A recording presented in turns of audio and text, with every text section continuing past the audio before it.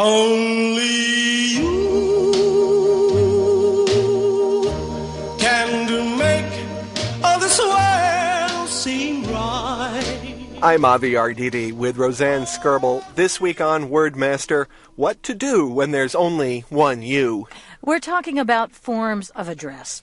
Speakers of other languages may be used to having two ways to address someone, one formal, the other informal.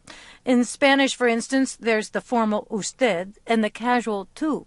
But in English, it's you and only you. Only you. So you may ask yourself, does that mean English speakers have no way to differentiate between formal and informal situations? We asked this question to our friend Mary Newton Bruder, the linguist better known as Grammar Lady. We do it by using people's names.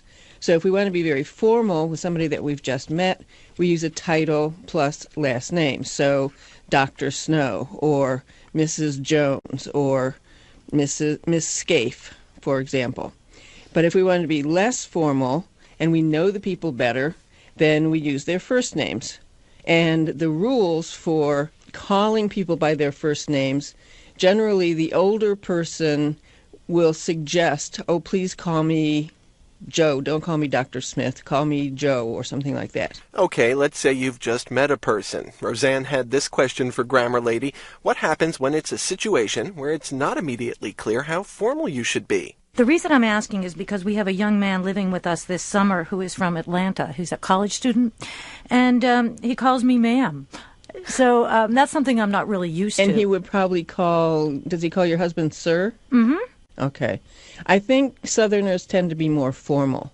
And he'll probably have to be there quite a long time before he will call you by your first name. Is this generally a big problem for people coming in from other cultures because, indeed, they do, in their languages, have these two levels?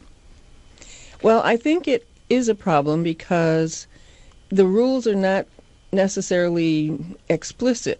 People will not say to a non-native or a non-English speaker, don't call me Mary, call me Dr. Bruder, for example. I would never say that. I would never correct someone, even though I felt uncomfortable by the use of my first name. I still wouldn't ever correct them. And I guess one thing you never use in a term as a form of address is to call someone Ms. You never say that. Excuse me, Ms.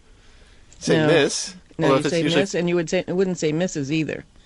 Right. You'd say Miss or ma'am. So I suppose people they've come over. They're meeting with a prospective employer or prospective school, university that they want to attend. Your advice is to be formal, but if the other person, the person in authority, suggests that you loosen up, then you should. Then you should do that. But yes. But still refer to the person by last name and Mr. or Miss or Doctor, Professor. Yes, unless specifically invited. On more than one occasion, I would continue to use title, last name, continue to be formal for quite a while. Mary, I think it also has to deal with how you feel, or how the person feels, talking to you. I think I can tell someone not to call me ma'am, but I think they have to reach a certain comfort level before they're able to do that. That's right, because what happens if you ask them to do that before they're ready, what you get is avoidance. They don't call you anything. What bugs me sometimes is when people use my name too much. And well, yes, Mr. It's usually salespeople, where they keep using your name. So I guess when you're talking in a situation like a job interview or speaking with a professor, it's how do you know how often to use the name, or is it just better to kind of avoid it and use it at the beginning and at the end? And there's no real need to use it in between time because you're speaking to the person. I think that's what bothers you, Avi, is that the person who's trying to sell you something is trying to capture your attention, but he already has your attention. It annoys you to have him keep repeating your name. That it does. And also when store clerks read your name off your credit card and start calling you by that. Yes, especially by your first name. Right. Oh, that drives me crazy, too.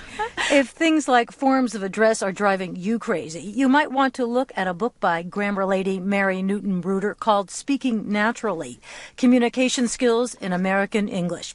You can also visit her website at www.grammarlady.com. And that's WordMaster for this week. With Roseanne Skirble, I'm Avi Arditi.